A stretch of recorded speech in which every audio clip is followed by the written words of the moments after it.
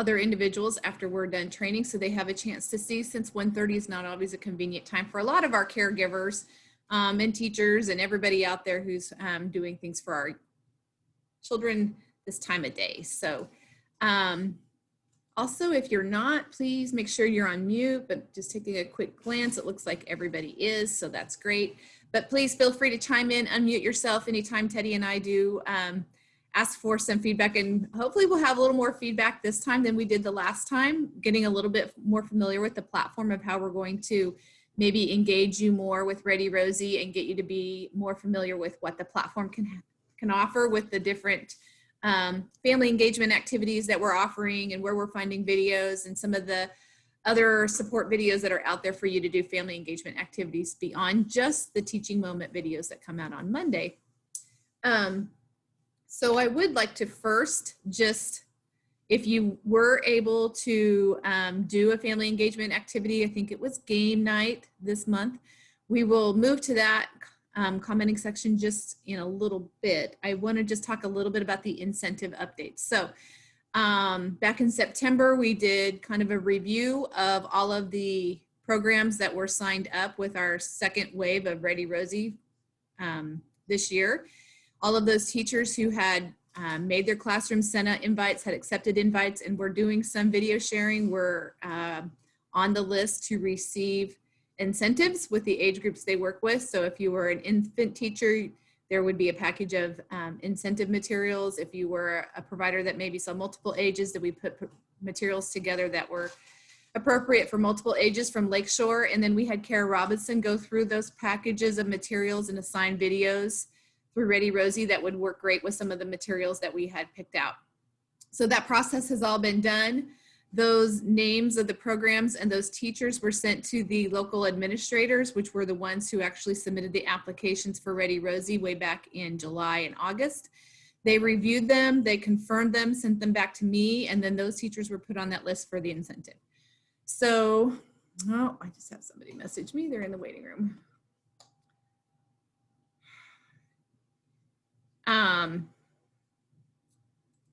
See if that gets everybody. Those were being put together by Lakeshore now, and they have not been sent out. They're still getting all of those packets put together. And as soon as I hear from Ronnie that they are ready to be mailed out, I will email all of the administrators and let them know so they can get with programs. Okay.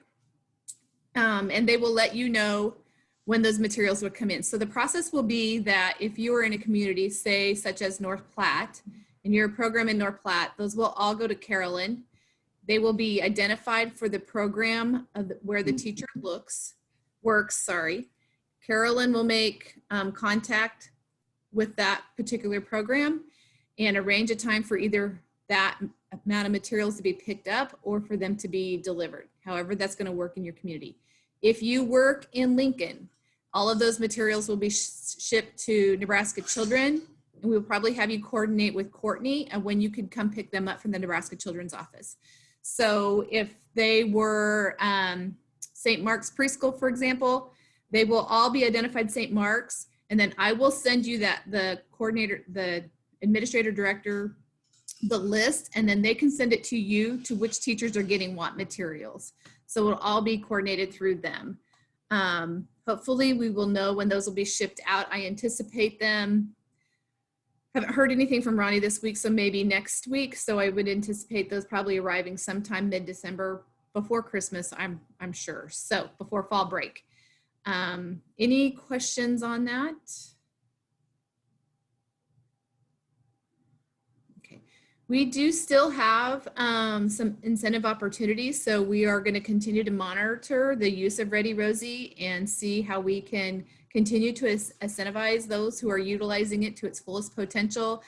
Maybe even some incentives to encourage people who aren't using it to its fullest potential to maybe look at how they could. So there is still opportunity out there, and we still really want to encourage you all to work with it. So we'll still continue to look at those things and keep you updated and posted on how those will all work out. All right, so moving on. Teddy, I do have permission for you to share screen. if you want. So one of the things that we had encouraged you all to do before today was to potentially host a family engagement activity this month around family game night. Did anybody do a family game night or any kind of family engagement activity where you may have utilized Ready Rosie videos?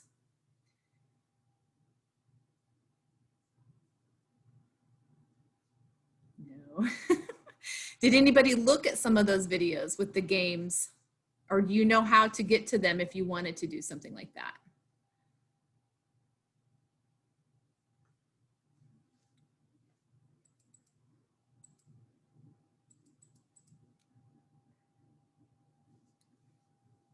Okay.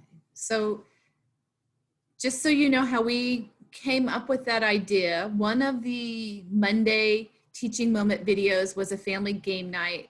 I think there were 3 or 4 different videos suggested on there.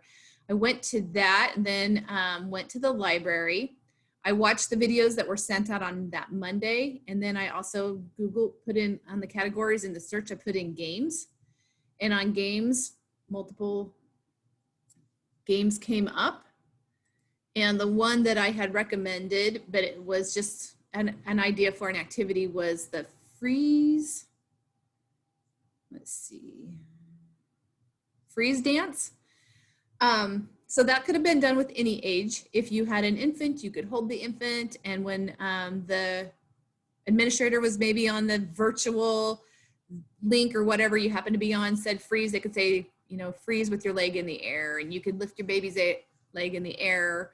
Or if you had a toddler, you know, you could show the toddler how to do it, preschoolers. So it could have been used for multiple ages.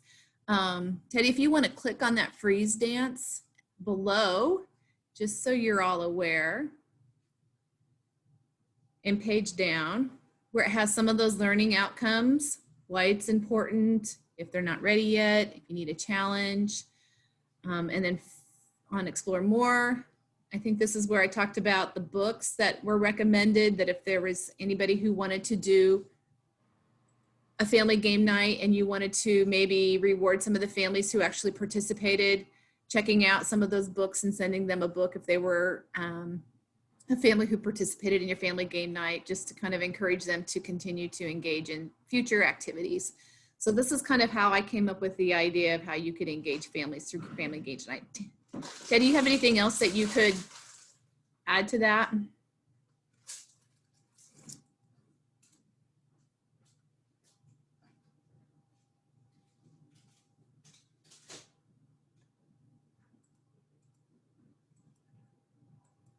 Oh, are you on mute, Teddy? Yes, I was. Thank you. I think families are thirsty for things they can do that are fun and game-like. And even though I personally think that even our academic support modeled moments are fun and engaging, I think they're looking for just fun things that they can do as a family, especially if they have multiple, children. And so I think that during this time, it's a perfect time to engage families in these kinds of family game nights or family events or, whatever. And whether you host a Zoom meeting showing it, or you just put the video in a playlist or in your newsletter or whatever, I think parents are really excited to do these kinds of games, because it also gives them the understanding that supporting their child is more than just supporting their child with letter recognition or number recognition or those kinds of things. They get that they need to support their child in that way. So just a couple ways, if you want to find some other activities that you could do, like freeze dance, which is just one of the other things about these kinds of games is it's just a time for families just to have fun together and just kind of just relax. So if you come up under categories, and all of them pretty much are under the social and emotional one, and some of them can be found under self-management. And so Simon Says is a great game that is critically important. It teaches a lot of skills in addition to just being a fun, silly game, but it teaches, self-regulation, all those things. And so when you click, listening and speaking, so it's a really fun way for them to start reinforcing listening, speaking, but critical listening, which is something we know that our children don't always do. And critical listening really is what sets the bar for, or sets children apart when they're spelling. So a game like Simon Says that they can play with, with little kids just starting to teach that critical listening is actually going to support a skill that they need later on in school after they've left your program. We know that one of the issues with spelling is children don't listen critically to the sounds and words. So you can be supporting a future spelling skill with just having your families play Simon Says. So that's a fun one that they, that they do, and they don't even know that they're supporting their children with it. One of my favorites, there's Freeze Dance. One of my favorites is Red Light, Green Light, but then also playing it again, Red Light, Purple Light, where they play Red Light, Green Light, and then you play it again and you say, okay, this time you're going to move when I say red light and you're going to stop when I say purple light, or sink float. Sink float is in here as well. And so you're going to stop when I say sink and you're going to go when I say float. The reason why, obviously, red light, green light teaches that, all those skills of, regulation and critical listening and all those things, working memory where they're having to take in what you're saying and process it, like we expect them to do when we give them directions. But when you flip any game and you have them play the basic game the same, but you've put a twist on it, like you've changed the color words or sink float or whatever, it then supports what we call flexible memory. And that is where you learn something in one context, and then you have to apply that knowledge in a different context. And before you go, now what? You do that, children do that. When we teach one-to-one counting, where they're teaching one object, two objects, 3, 4, that's one-to-one matching in a math setting. We expect them to use that one-to-one matching and use that flexible memory when we are teaching them to read. And now they're having to apply that one-to-one concept to my mouth is saying the word that my finger is pointing to. So that's an example of learning a skill in one context and having to apply that knowledge in a different context.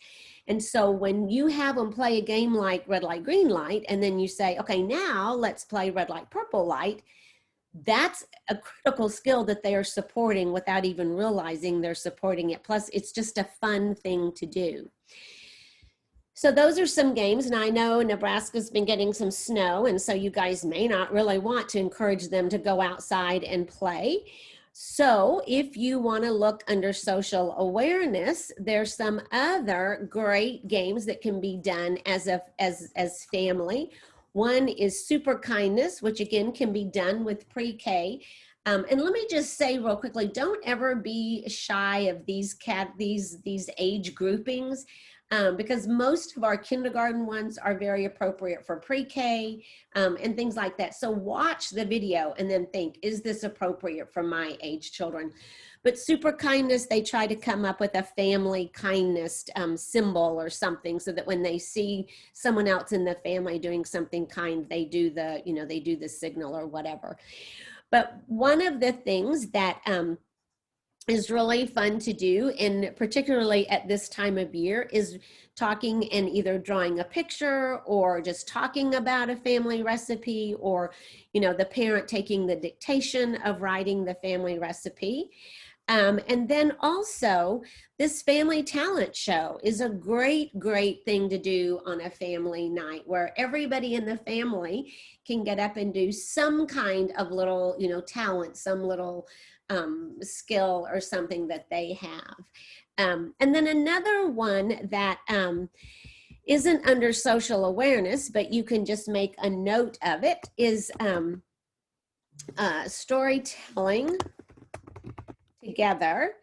And it's easier to do it by keyword title than look for it. But this one in particular, this is a 4-year-old, a 2nd grader, and a 4th grader, a single mom, and they actually are just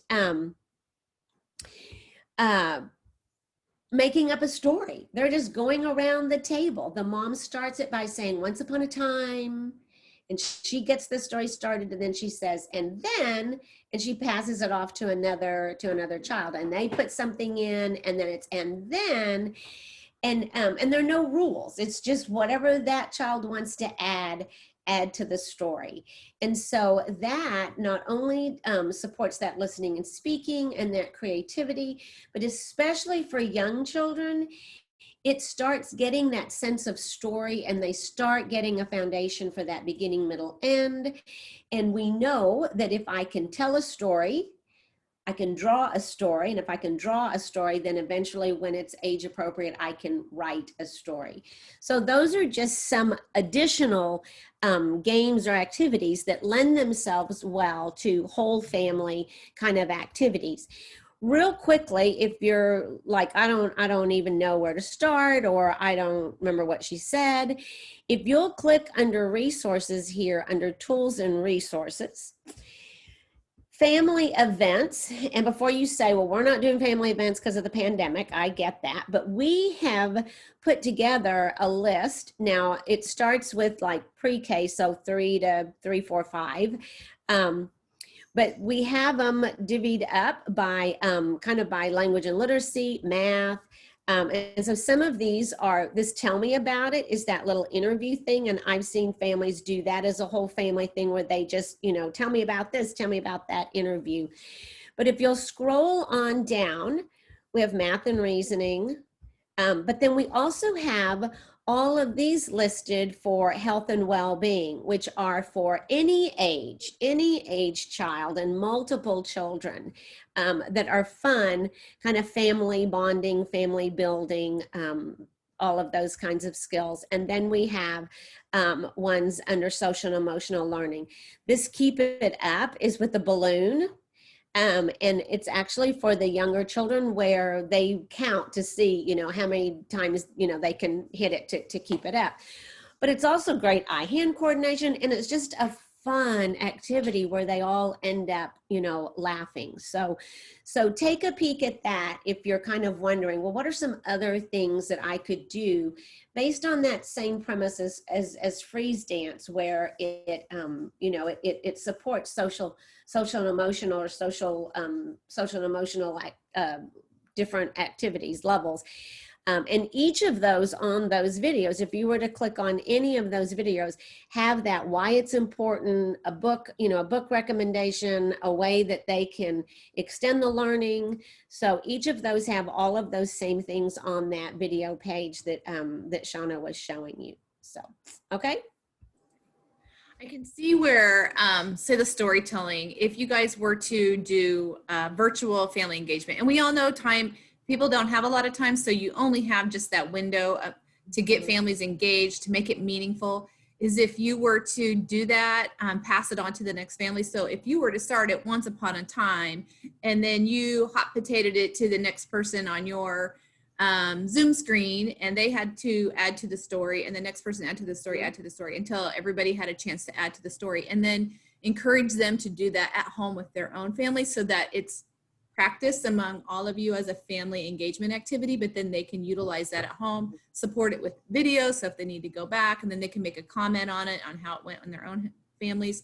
We're just trying to kind of give ideas for family engagement that doesn't take a lot of time, but also is meaningful. So, the practice of them going through it and then taking it back to their families so that they can utilize it with their own families. But, and the thing about that storytelling thing is I've actually done that with families in a family workshop. And the nice thing about that too is that because there are no rules, there's no right or wrong way to make up their story. It's just, once upon a time, da da da da da, and then now, when I'm in person, I just toss a wadded up piece of paper to the person to continue the story. And because there are no rules, they can say whatever they want. It lets their inhibition down, and they really start kind of connecting to families. And and building a relationship between each other and laughing. And now all of a sudden it's like, oh, you're Shauna, you're the one that added that funny part about this story. And when you're doing it with families, it's a fun activity. So I really encourage you to try that. If your families are good with breakout rooms, I've done it where they've done it in little breakout rooms, you know, and then they've come back and shared, you know, the essence of their story. So it's a very risk-free. They don't have to worry about, you know, what you like, maybe with dancing, with freeze dance, they might be, you know, inhibited to, you know, dance crazy or, you know, whatever, but just making up a story, there are no rules. So it really is a fun thing. So.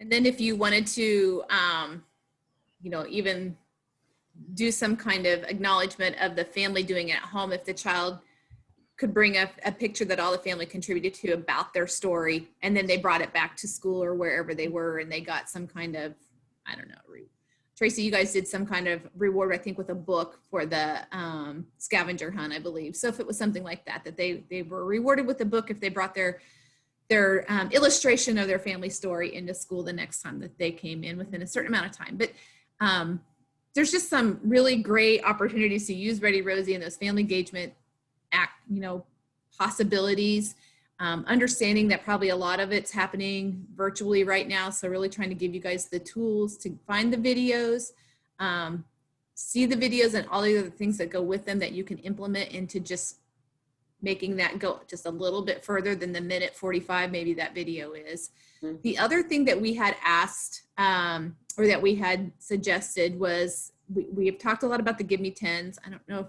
if Teddy, you want to go to the Give Me 10s. One of the things we had talked about is if you wanted to just do the freeze dance as kind of an icebreaker type thing, get families familiar with you. And then if you wanted to do the wellness, health and well-being, Give Me 10, just because it's that time of year to remind, you know, about washing hands or, you know, whatever it is right now, as far as that goes. If you wanted to go through the health and wellness, Give Me 10, just to really do some more specific family engagement with the adults, mostly in this situation of promoting health and wellness at home. Just kind of, and I can't see everybody because we're sharing screens. So if you want to unmute yourself, did anybody do family engagement activity? Not necessarily this one, but a family engagement activity this month?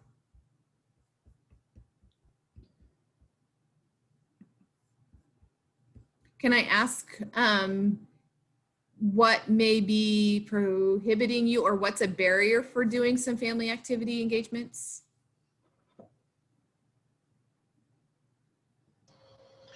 For me, it's just my time.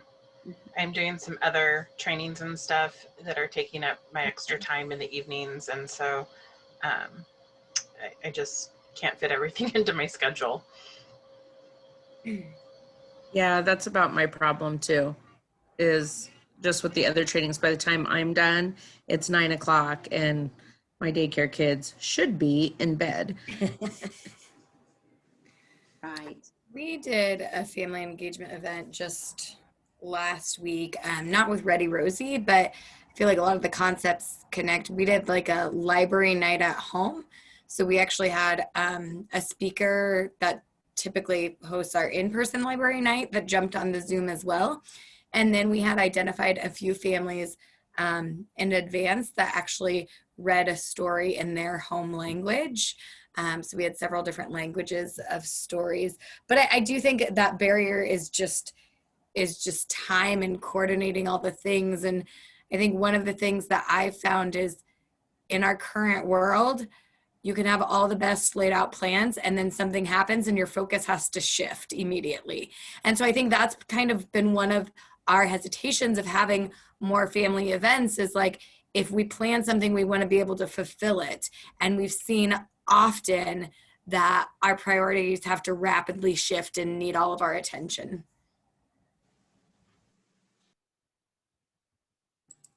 Would you say you're doing more or less since COVID? Like if you were to do them in person, would you typically be scheduling these once a week or once a month?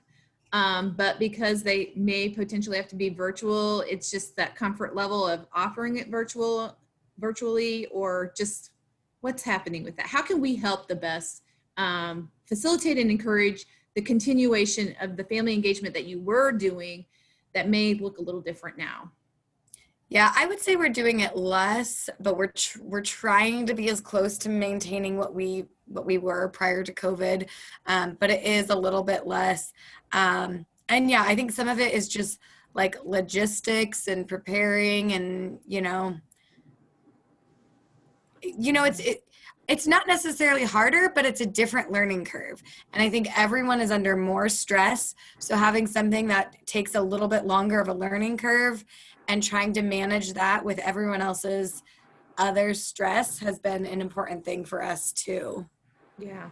Yeah. That's really good information to know, Sarah. Thank you.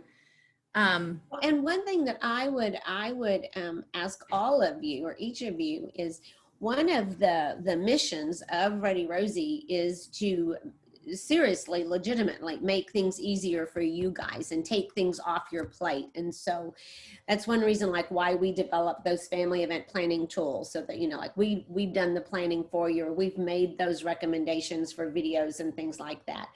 And I think I've shared with some of you all that almost every improvement that we have made over the years has come from teachers, and at the end of the year when we did that, those breakout sessions, and you all said, what you liked, what worked well, what you'd like to see, and things like that.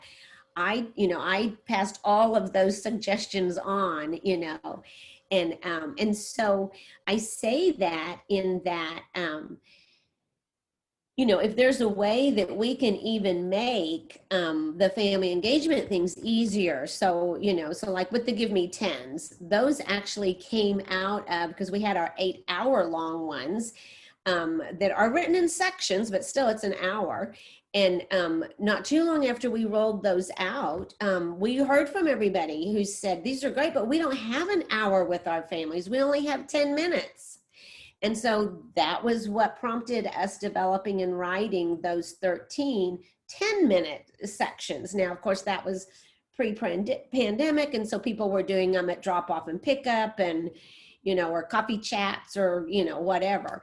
And so, but if there's something else that we could do that would make that job of delivering a family workshop, or the family event, or whatever, let me know, seriously, because we take those back, and we're a small team. So when I say we take those back, I share it with the three other people that, that do it. It's not like it has to go up this big chain of command or anything. So, so anytime you think, gosh, it would be great if they would do this, or if they could do this for us, just send me an email and I'll just, present that. So speaking of which, Teddy, do you have that Google Doc handy that you could share?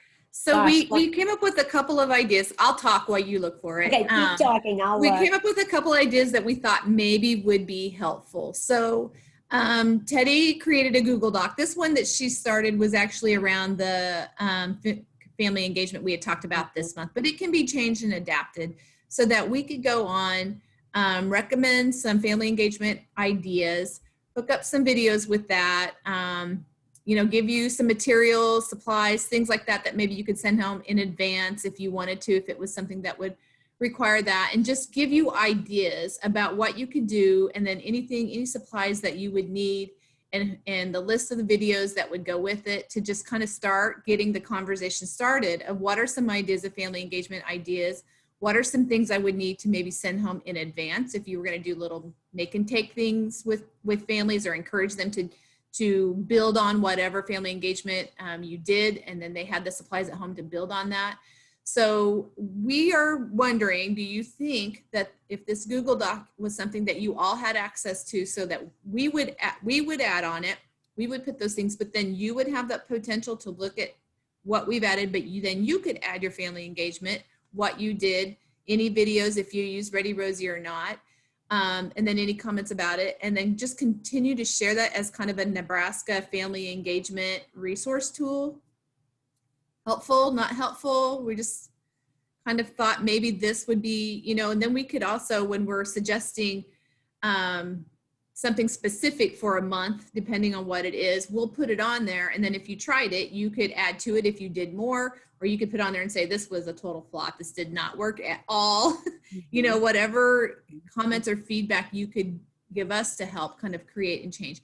Another thing is that I have talked to Kara Robinson, if she would look at those Give Me 10 specifically, and if there were take-home kits that she could think of that would support utilizing those skills at home after the Give Me 10 workshop, is that something you would find helpful? Sarah's saying yes. Yeah, I know one of the things we had even discussed is like if we did, you know, any type of event, like having some type of incentive, right? Where like, oh, you attended this health and safety event, we're going to send you home with toothbrushes and toothpaste and various things as another incentive. So I think that'd be nice. And I feel like if it was tied to those Give Me 10s, it'd be a good like trigger and reminder for us of like, we have these tools ready to utilize. Okay.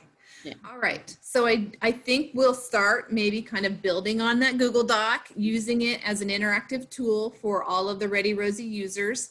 It's going to take a while maybe to get everybody familiar with it, to add on to it. So we'll try to do some reminders. We'll probably do some incentives too.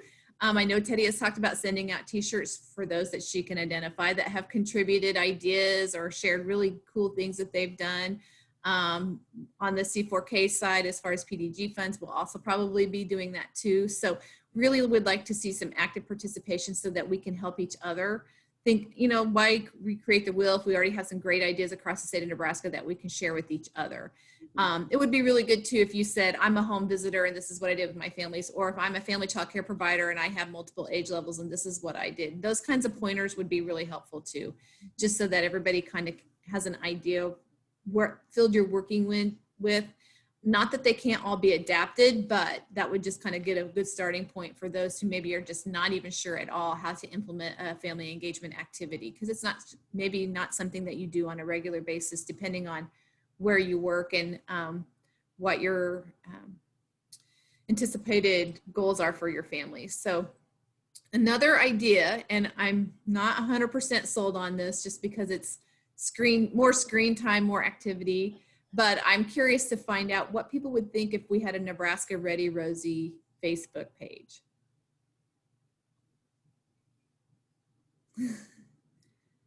You mean for providers or for our families? For providers, probably. But I don't know. I mean, we could maybe open it up to Nope, providers. I don't like that idea. Okay. For the providers, that might be a good idea, just so that we could see what other people are doing. When you guys talk about family engagement, it just kind of overwhelms me. I mean, and I'm sure everybody on here, we work from 6 to 6, and then we have our own families, and then you want me to call all the families back to my house to do something. And the one thing that I've done I feel that it's more family engagement. You might not. I've been reading books with my kids every day. And then my Step Up to Quality coach has been helping me make like take home activities that go with that book.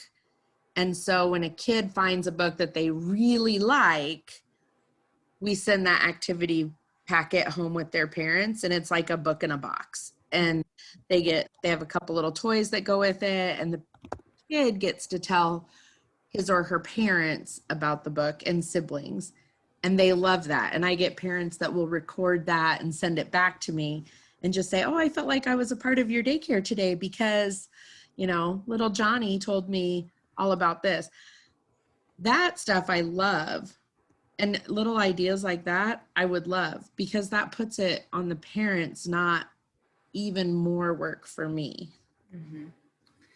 So Angela, your family engagement's more of sending something home for the family. It's themselves to engage with an activity amongst themselves, not necessarily a community-wide family engagement type situation. Right. We have done that through our C4K. And we didn't have that great of a turnout, but I don't know. We must live in an area where parents don't want to leave once they get home, because I mean, I think it's great that everybody else's is doing good, but ours just didn't thrive. So if you have ideas for us, that's great too, because I'm sure we're willing to do something again after COVID has been figured out. But I don't know.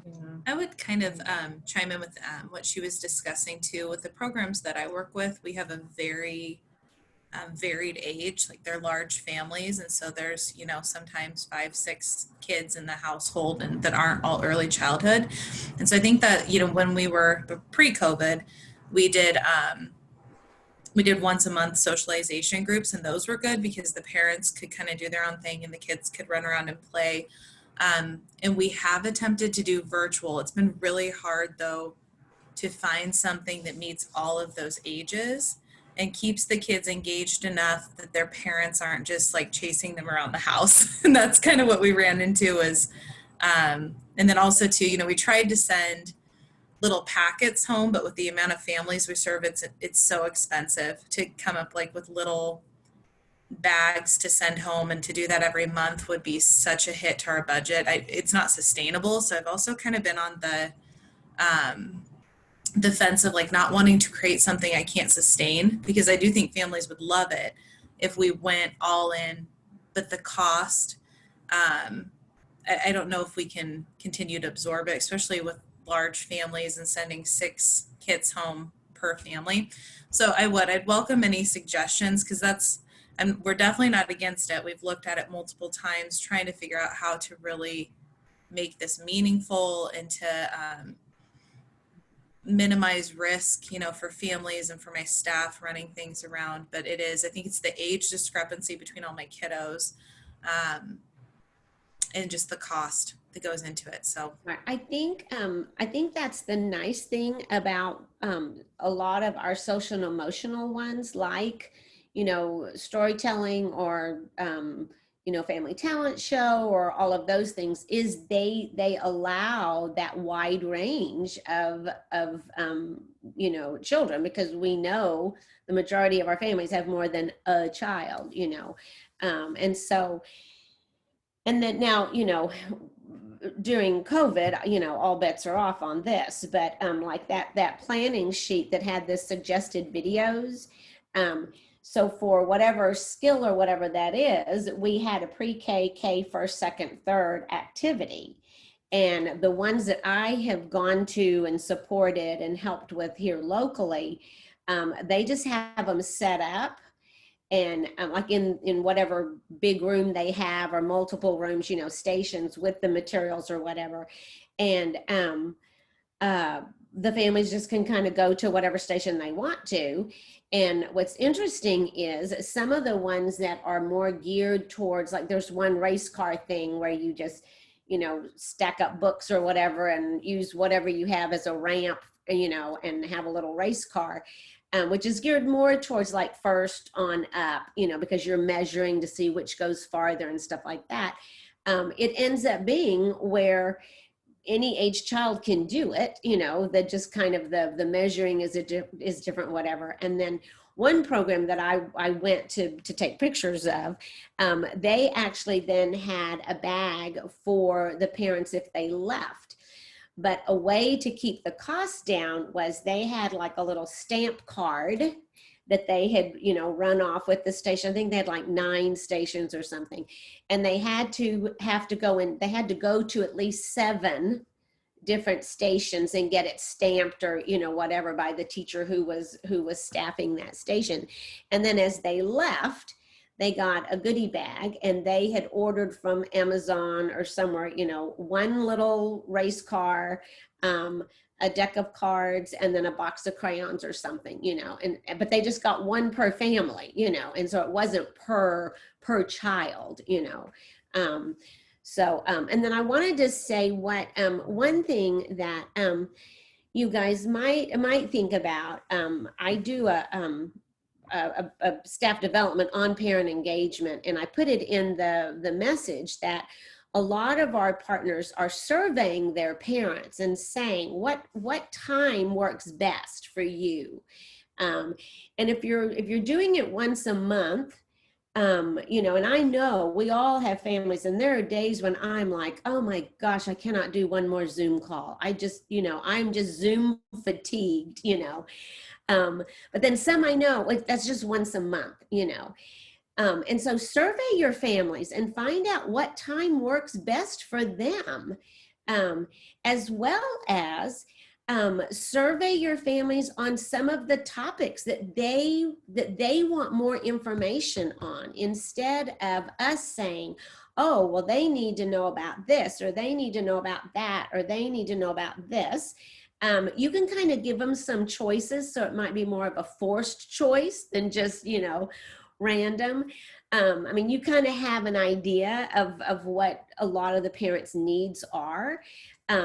But we know that when they feel like they've had a choice in their learning, they are more apt to participate than, you know, than that. And then the last thing that there's a program that I'm working with, and I can't remember now which state they're in actually, but they were struggling with the, you know, we work till 6.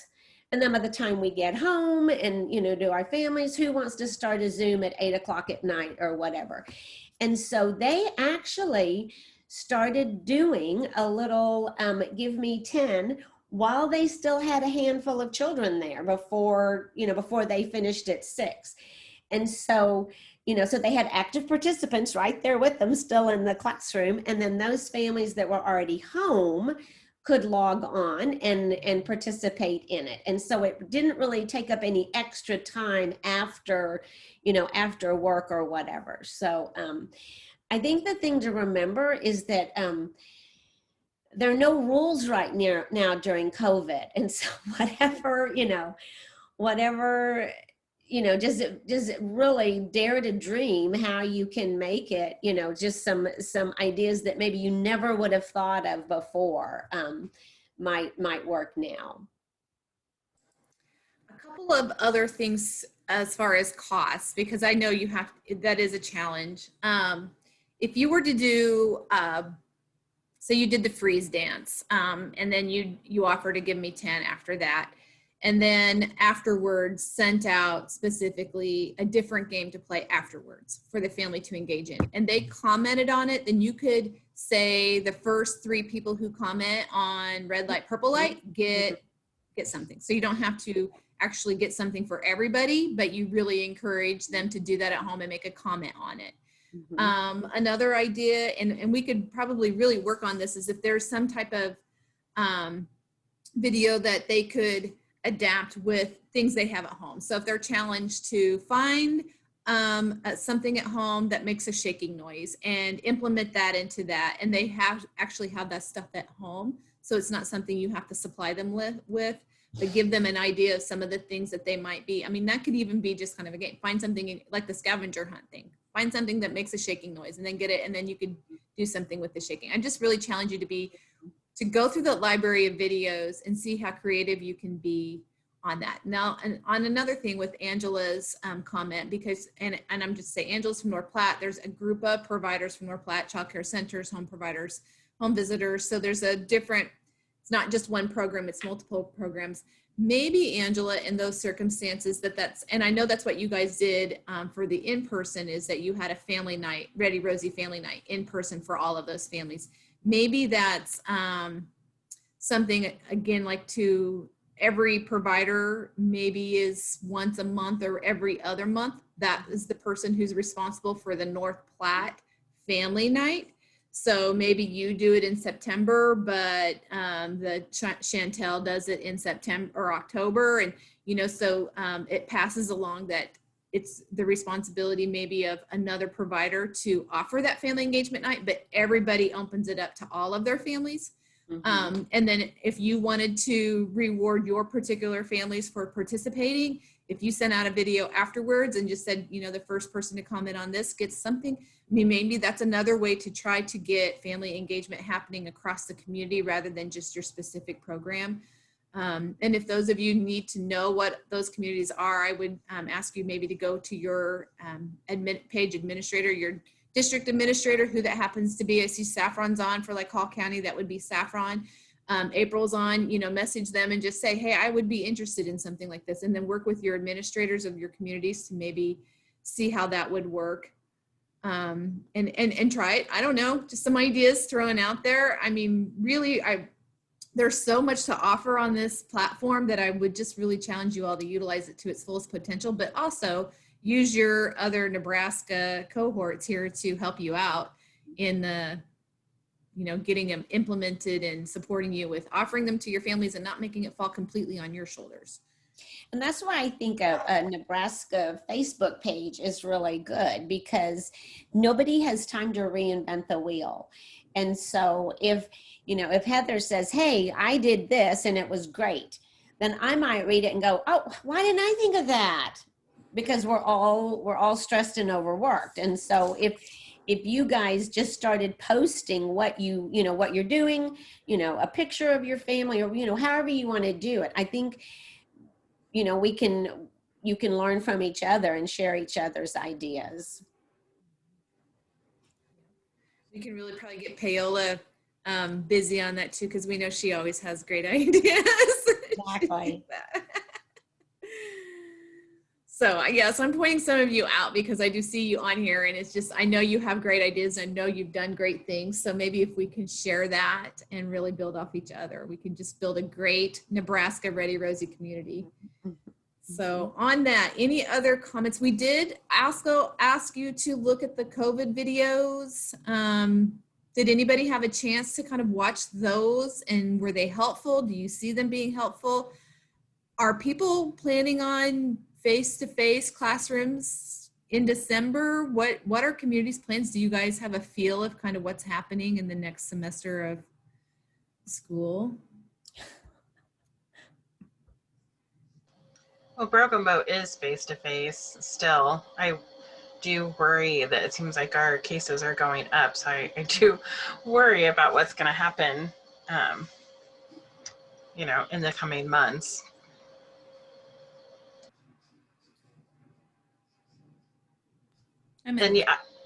Go ahead. Oh, sorry. I'm in Lincoln, so we're kind of mid-spike. But my staff are home visitors, and so we're doing everything virtual right now, which is, I think, kind of leading to what you're talking about, like the Zoom fatigue. But I do appreciate the ideas, so thank you for those. I love Angela's answer. We have no idea. I think that's probably a very true statement for a lot of you guys. Yeah. So any feedback on the COVID video? Have any of you guys been able to watch any of the COVID videos? And it might not be the time to utilize them now, but they may here in the next month or two be something that you might want to share with families just as an extra support with, the COVID fatigue is real, people. And so is the Zoom. I did watch a few of them. I think the one, keeping your children at home, it just might be one to send out, not necessarily all the time, but maybe every couple of months as a reminder of, just parents thinking, oh yeah, maybe they don't feel well, so maybe I shouldn't send them. Mm-hmm. And then I didn't watch the hand washing one, but I was thinking that would be good to send out periodically too, just kind of as a reminder to those families, like the importance of teaching that to their children, or not necessarily teaching it, but making sure they're following through with it at home as well as in the childcare setting or at school. And I also, the one about stress, how to recognize stress in your child has been a huge one that I've noticed on the back end teachers have shared with families, because one director was telling me that her families have been saying, his personality just changed, he just started throwing fits, or he just started talking back, or, he was sleeping through the night and now he doesn't sleep through the night. And so, but helping parents understand that a lot of that is how they're, we're stressed, we have COVID fatigue, so do their children. They just don't have the language to say, I'm done with this virus. What is going on?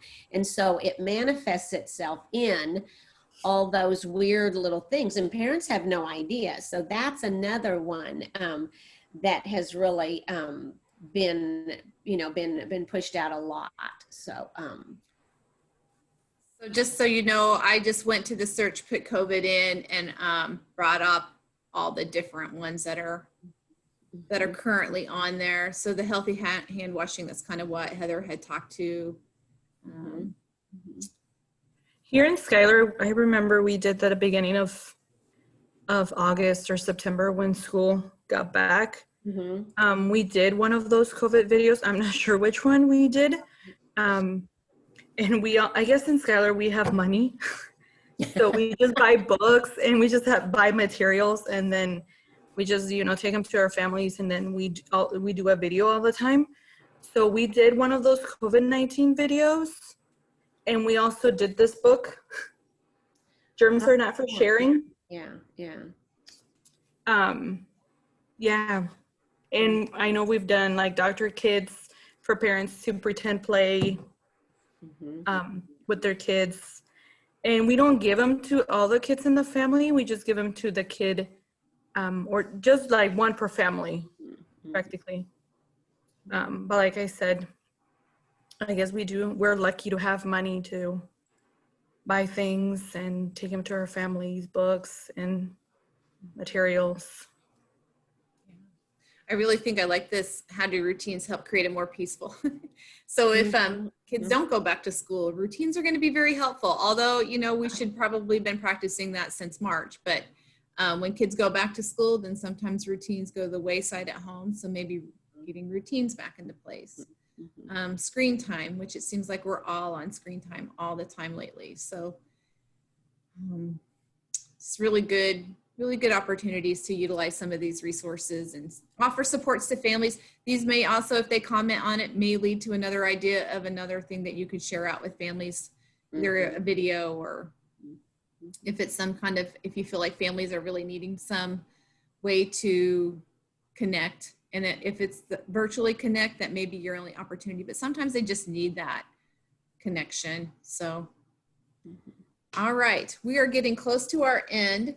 So the only other thing I wanted to bring about is we will send out that Google document. So we'll start that. We'll figure out, I seems like there is some agreement that Facebook page might be helpful. So we'll work around the logistics of that, let you know if that gets out and how you can get to be part of that. We do still have several programs across the state that districts have signed up that have yet to send out invites, set up their classrooms, send out invites, and accept invites and get that all set up. So Teddy and I have offered to do individual trainings with specific programs if you think that would be helpful for them, to go through the whole Ready Rosie platform one-on-one with them, and go over it and show them how to get families started up, see how easy it is, give them some ideas, and maybe start getting some of this implementation done. I would really like to have a goal of everybody having classrooms set up sometime in January. So just so you know, Teddy and I are meeting with a gearing group tomorrow morning at 9. So if you do have some programs that you think would be interested in going through that Ready Rosie tutorial, we can give you that link for some people to hop on. If anybody reaches out to us though, we will try to probably, instead of doing, one training for say one center in Grand Island, we will set that up. But if other people reach out to us, we might offer that day and time to them too. If that doesn't work, we'll set something else up, but just kind of keep it so we're not doing 20 of these, but we will set them up as we get requests. So if you do have communities or do have programs or teachers in your own programs that you think would benefit going through that with us, we would be glad to do that. Just make sure you let us know. We are also going to do our next Ready Rosie training, probably specifically for just administrators in December. So if you're a page administrator, or if you're a center director, or if you oversee a program that has Ready Rosie signed up, we're planning to meet December 21st at 1:30. Again, we will record that. So if you're not able to attend, that's available to be sent out virtually. We will work on the family engagement activities, and then we'll probably start back up with teachers in January. Teachers, administrators, and directors, all of the home providers, everybody included under the Ready Rosie umbrella back in January. But the December one, we'll probably try to get just directors so that we can help you with game plan to get programs actively using. Any questions? Nope. Teddy, anything you need to add? I just hope all of you all have a great Thanksgiving, and make sure you take a little bit of time, even if it's just 5 minutes, to take care of yourself. Yes.